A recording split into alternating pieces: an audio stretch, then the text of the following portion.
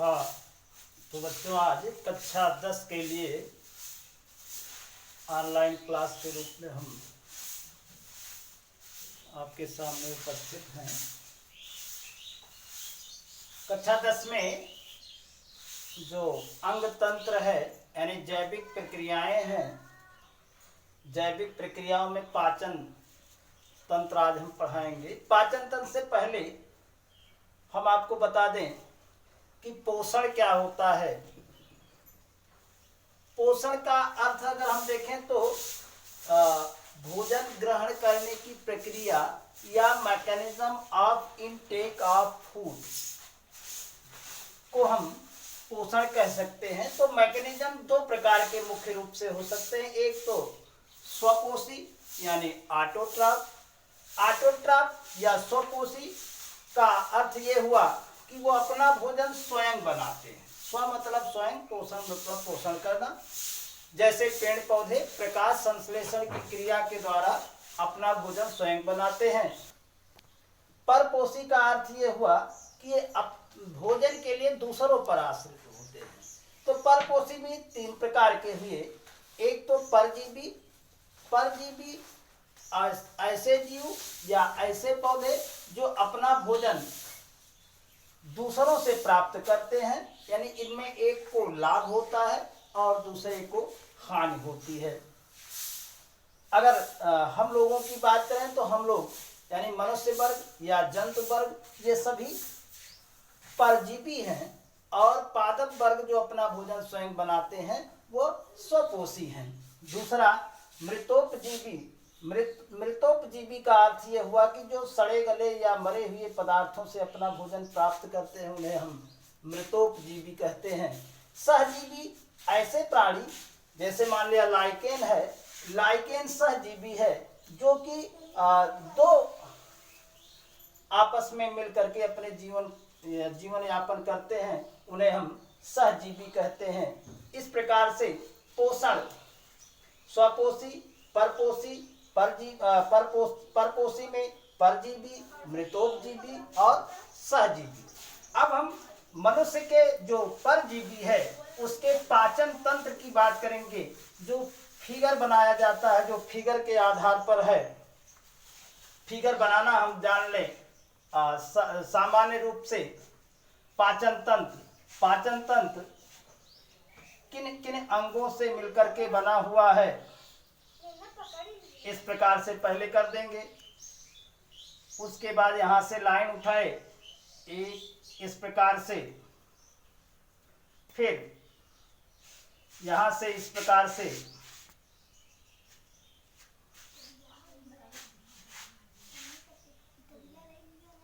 ऐसे ही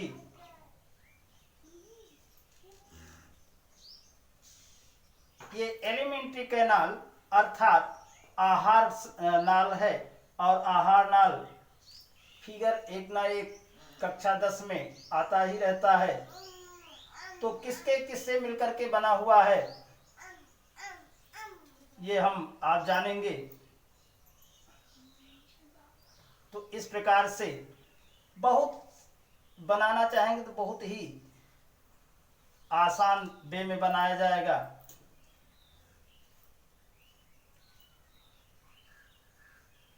इस प्रकार से ऐसे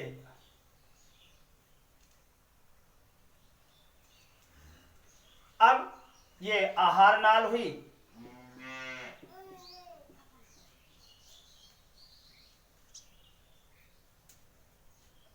भोजन नाल,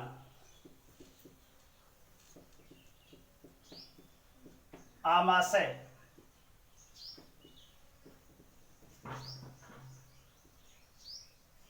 ग्रहणी, और यही आम के पत्ती के आकार की रचना में ये अग्नाशय पाया जाता है।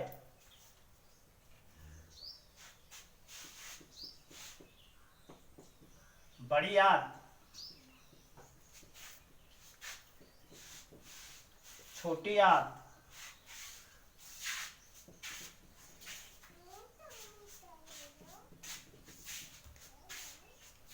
रेक्टम,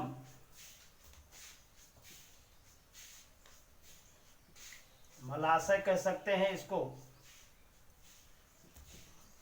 और ये सीकम। इस प्रकार से सामान्य रूप से आप बना सकते हैं।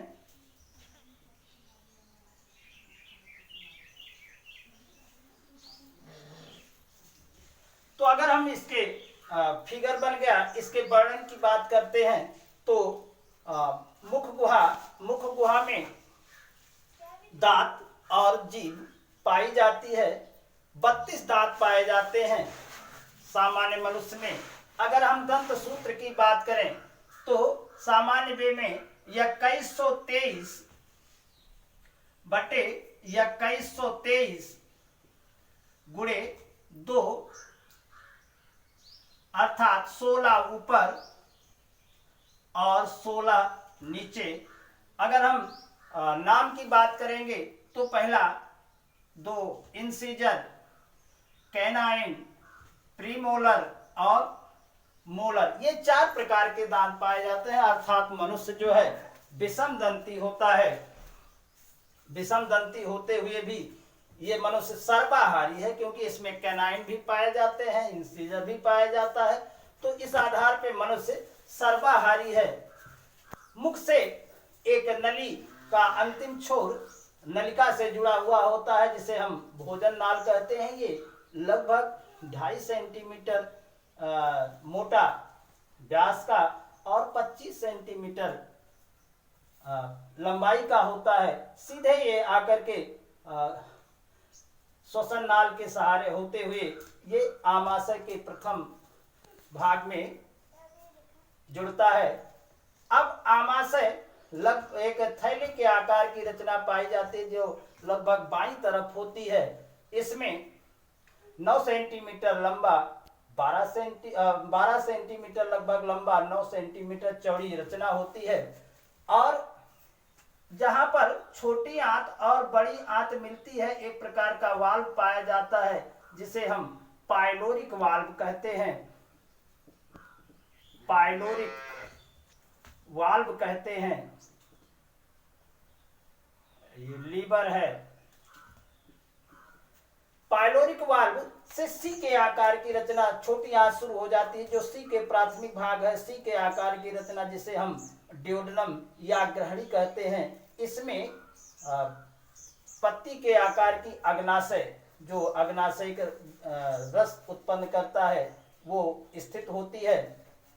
छोटी आंत की लंबाई लगभग कुल मिलाकर के 6 मीटर लंबी होती है, जो कि एकदम कॉइल स्प्रिंग के आकार की रचना में होती है। छोटी आंत और बड़ी आंत जहां पर मिलती है, वहां पर एक रचना पाई जाती है, जिसे हम सीकम कहते हैं। सीकम से निकली हुई एक अंध नलिका के आकार की रचना पाई जाती है, जिसे हम अंध नली या अंधनाल या अपेंडिक्स कहते हैं। अपेंडिक्स कहते हैं। बड़ी आंत की लंबाई अगर देखें तो लगभग 90 सेंटीमीटर लंबी और 7.5 सेंटीमीटर चौड़ी होती है। इस तरह से सामान्य वे में आप लोगों के लिए कक्षा 10 के लिए ये पाचन तंत्र की श्रृंखला है। अगर हम कुल लंबाई पाचन तंत्र की मान ले तो 21 से 22 फीट लंबी होती है।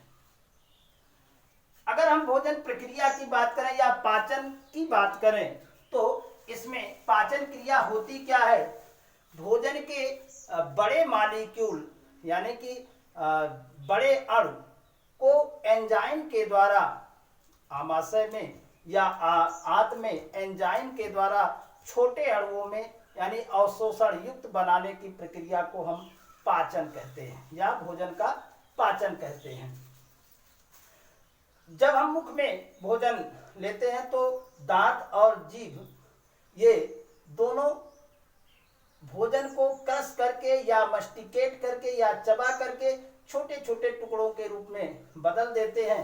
एक लुगदी के आकार की रचना बदल देते हैं जो भोजन नाल में पहुंचती है। मुख में लाइसोजाइम नामक एंजाइम पाए जाते हैं जो कि बाहर से आए हुए बैक्टीरिया को नष्ट कर देते हैं। सलाइवा जो सलेवरी ग्लैंड मुख में होता है, 3 जोड़ी यानी कि 6 सलेवरी ग्लैंड पाए जाते हैं या लार ग्रंथियां पाई जाती हैं जो लार का श्रावण करती हैं। लार में लगभग 99% भाग जल होता है, बाकी 1% में लवण और पाचक एंजाइम पाए जाते हैं। टाइलिन नामक पाचक एंजाइम पाया जाता है जो कि कार्बोहाइड्रेट या स्टार्च को ग्लूकोज में बदल देता है। जब हम रोटी खाते हैं तो उसमें मिठास आती है, तो वो रोटी में पाया जाने वाला स्टार्च ग्लूकोज के रूप में परिवर्तित हो जाता है। जैसे ही भोजन आमाशय में प्रवेश करता है, क्रमांकुचन गति के द्वारा इसमें क्रमांकुचन गति होने लगती है और भोजन और छोटे छोटे टुकड़ों में बदल जाता है। आमाशय में उपस्थित गैस्ट्रिक जूस तमाम पेप्सिन लाइपेज नामक एंजाइम उत्पन्न करती है जो प्रोटीन को पेप्टोन और एमिनो अम्ल में परिवर्तित कर देती हैं। लाइपेज नामक एंजाइम वसा को जो है ग्लिसरॉल में परिवर्तित कर देता है। भोजन आमाशय में भोजन एक प्रकार की अवस्था में बदल जाता है जिसे हम काइन कहते हैं। काइन पाइलोरिक वाल्व खुलने से जो ड्यूडनम में प्रवेश करता है। ड्यूडनम में लीवर यानी यकृत से आई हुई यकृत वाहिनी, पित्तरस और अग्नाशय से आई हुई अग्नाशयिक वाहिनी यानी अग्नाशयिक रस उसमें मिलता है, जिसमें भोजन का पाचन यहाँ से पूर्ण रूप से शुरू हो जाता है। कुछ ग्रंथियां इसमें पाई जाती हैं जो कि इरेप्सिन, पेप्सिन, इरेप्सिन नामक एंजाइम या लैक्टेज, फ्रैक्टेज नामक एंजाइम पैदा करती हैं जो कि कार्बोहाइड्रेट को ग्लूकोज में परिवर्तित कर देती हैं। इरेप्सिन नामक एंजाइम प्रोटीन को अमीनो अम्ल में परिवर्तित कर देती है। इस तरह से छोटी आंत में भोजन का पाचन पूर्ण रूप से हो जाता है और ऑस्मोसिस या यूं कह सकते हैं विसरण प्रक्रिया के द्वारा पचा हुआ भोजन इसके चारों तरफ जो ब्लड की केशिकाएं पाई जाती हैं वो एब्जॉर्ब कर लेती हैं। जो अवशिष्ट भाग होता है, यूं कह सकते हैं अवशिष्ट भाग या जो है सेमी डाइजेस्टिव भाग, ये बड़ी आंत में आता है। बड़ी आंत में ज्यादा पाचन क्रिया नहीं होती है, केवल जल का अवशोषण अधिक होता है। कुछ बचे हुए जो भाग होते हैं वो एंजाइमों के द्वारा उनका पाचन होता है और ये जल का अवशोषण करके जो अवशिष्ट यानी अपच भाग है वो रेक्टम या मलाशय में इकट्ठा होता रहता है। भोजन पाचन के लिए कम से कम 5 घंटे की जो है ड्यूरेशन या टाइम लगता है। 5 घंटे में भोजन पच जाना चाहिए। यहाँ एक देख रहे हैं अंधनाल या सीकम, ये अवशिष्ट अंग, अवशेषी अंग के रूप में है जो चौपाए हुए हैं गाय बैल भैंस, इनमें जो है ये अंधनाल या सीकम का कार्य होता है। इसमें एस्चेरिचिया कोलाई नाम के बैक्टीरिया पाए जाते हैं जो सेलुलोज का पाचन करते हैं। क्योंकि मनुष्य पूर्ण रूप से शाकाहारी नहीं है इसलिए इसका काम समाप्त हो गया है और ये अवशेषी अंग के रूप में पाए जाते हैं। बचा हुआ भोजन मलाशय में इकट्ठा होता है और समय समय पर ये अवशिष्ट पदार्थ डिस्चार्ज कर दिया जाता है, बाहर कर दिया जाता है।